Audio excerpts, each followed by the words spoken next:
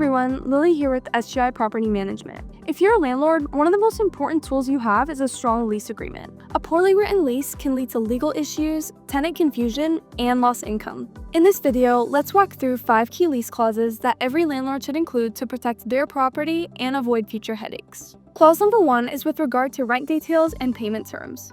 This one might seem obvious, but it's not just about stating the rent amount. You need to clearly lay out all the details around how and when rent is paid. You'll need to include the monthly rent amount, the due date, late fees and when they apply, accepted payment methods, and the legal consequences of non-payment. More clarity helps avoid excuses and makes it easier to enforce the lease if rent becomes an issue. Clause number 2 is the maintenance responsibility.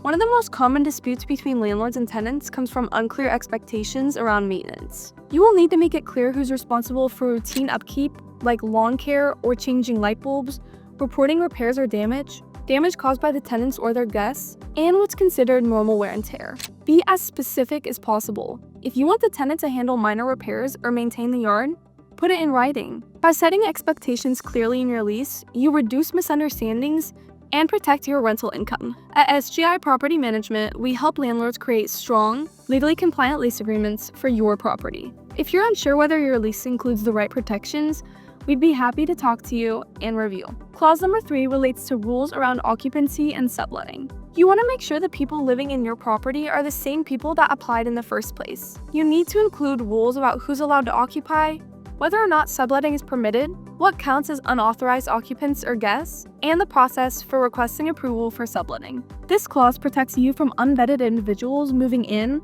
and helps you maintain control over who's living in the property. Clause number 4 is about entry and access. As a landlord, you may occasionally need access to the property for repairs, inspections, or emergencies. Tenants also have a right to privacy, and legal notice to enter must be given. In Arizona, you must give 48 hours notice to the tenant in order to access the property. Your lease should specify how much notice is given before entry, acceptable reasons for entry, and how emergency situations are handled. Clearly defining this upfront shows professionalism and keeps you compliant with privacy laws. The last clause we want to cover is for early termination and lease breaks. Tenants breaking a lease early is one of the costliest situations landlords face. A clear early termination clause gives you options and protects your bottom line. You can include an early termination fee, conditions under which a lease break is allowed, whether the tenant is responsible for remarketing fees, and required notice periods. Having this clause in place makes the process smoother and gives you leverage if a tenant leaves unexpectedly. So, a strong lease isn't just about collecting rent. It's about protecting your property, income, and time.